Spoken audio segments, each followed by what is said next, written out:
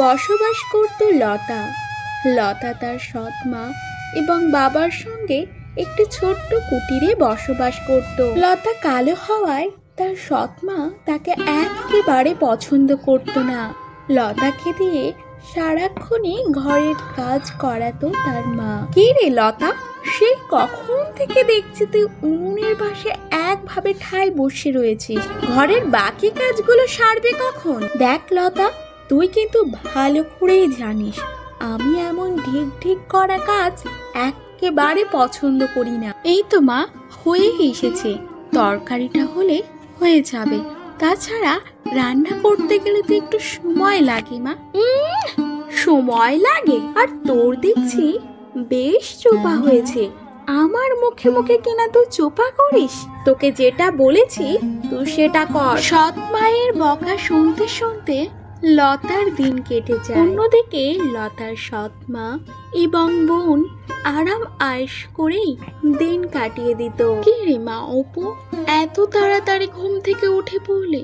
চোখের তলায় তো কালি পড়বে, আর একটু ঘুমোতে পারতি মা। অপু, আমি ঠিক করেছি জমিদার মশাইয়ের ছেলের সঙ্গেই তোর বিয়ে দেব।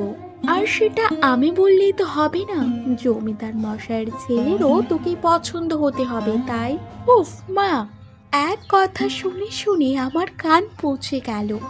আমার মতো সুন্দরী এই গ্রামে আর কেউই নেই, তাই জমিদার মশাইয়ের ছেলে আমাকেই বিয়ে করবে। তুমি এত চিন্তা করো না। এ কি মা, লতা এখানে কি করছে? তোমাকে তো আমি স্পষ্ট করে বলে দিয়েছিলাম যে লতা যেন আমার চোখের সামনে না আসে। ওর মুখ দেখলেই আমার সারা দিনটাই খারাপ যায়। তা যা বলেছিস, এখন মাথাটা একটু ঠান্ডা কর দেখি। কি মাথা ঠান্ডা? তা আবার ওকে দেখে? ওকে দেখলে তো আমার মাথাটা গরম হয়ে যায়। আমার বারণ সত্ত্বেও তুই এই ঘরে কেন এসেছিস? বোন? এই দাঁড়া দাঁড়া, তুই আমাকে বোন বলছিস কোন সাহসে? তোকে না আমি কত করে বলেছি বোন নয়, আমাকে অপু বলে রাখবি। অপু, অপু তুই বিশ্বাস কর, আমি আসতে চাইনি, মা ডেকেছিল বলেই তুই এসেছি। থাক থাক, আমার নামে আর নালিশ করতে হবে না। বাইরে চল, আমি আসছি।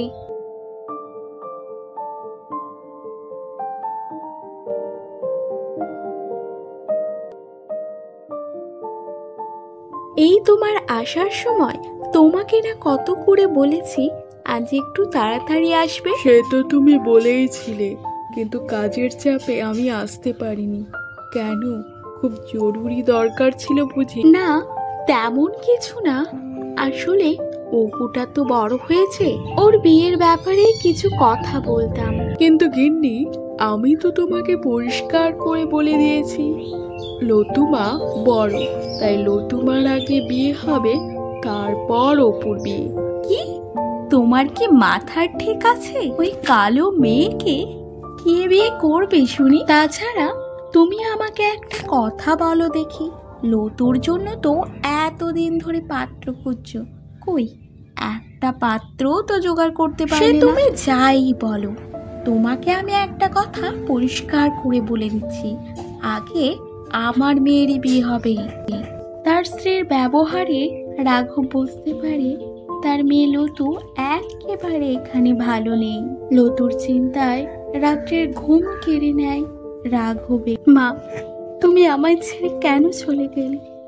জানো মা, সৎ মা আমায় একটুও ভালোবাসে না। এই বলেই লতা জোরে জোরে কাঁদতে থাকে। রাঘবের কাছে সবকিছু পরিষ্কার হয়ে গেল যে তার মেয়ে লতু একেবারে খুশি নেই। এ কি বাবা, তুমি এখনো ঘুমাওনি? বাবা, এত রাত পর্যন্ত জেগে থাকলে তোমার শরীর খারাপ করবে যে। তুই আমার কথা ছাড়, তুই সত্যি করে বল দেখি মা, তোর সৎ মা কি তোর উপর সারাক্ষণ অত্যাচার করে? মিথ্যে কথা বলবি না আমাকে। বাবা, তুমি কি সব বলছো? আর মা আমাকে কেন খামোখা অত্যাচার করতে যাবে? মা আমাকে খুব ভালোবাসে, তোমার কোথাও একটা ভুল হচ্ছে। লতার কথা রাঘব কিছুতেই বিশ্বাস করলো না। মেয়েটা আমার চিরকালই একই থেকে গেল, গুমড়ে গুমড়ে কাঁদবে, তবু মুখ ফুটে কিচ্ছু বলবে না।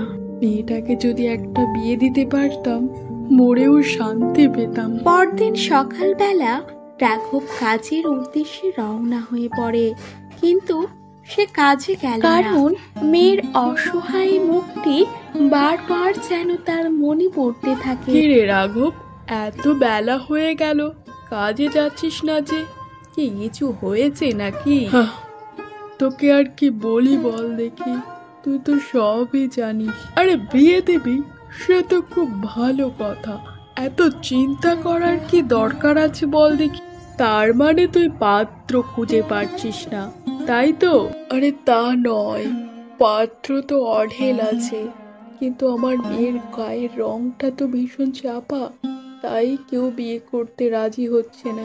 আরে এটা কোনো ব্যাপার নাকি? জমিদার মশাই ছেলের জন্য একটি সুযোগ্য পাত্রী খুঁজছে, তার জন্য কাল একটি পরীক্ষা দিতে হবে।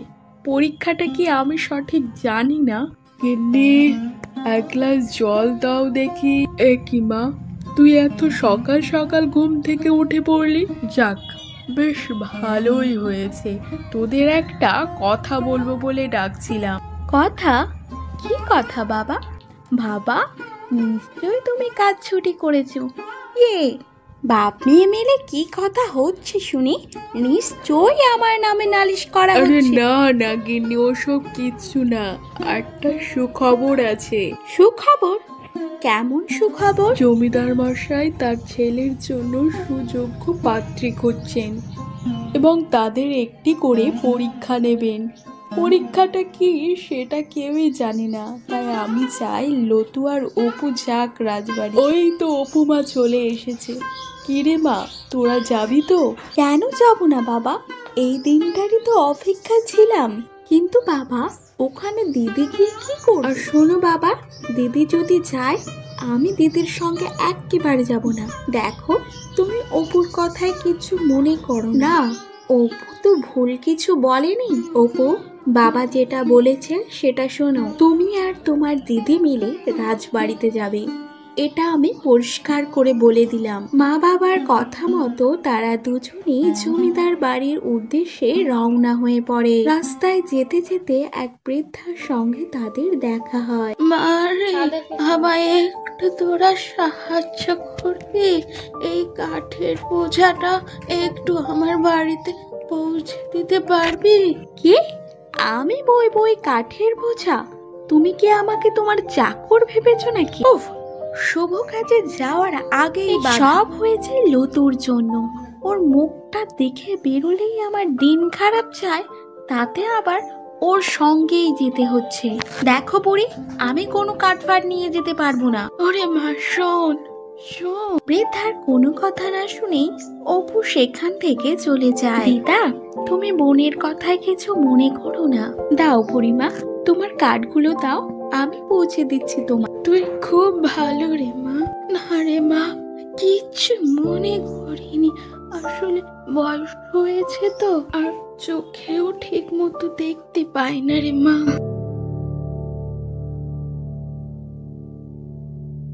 ওরে মারে, সব সর্বনাশ হয়ে গেল।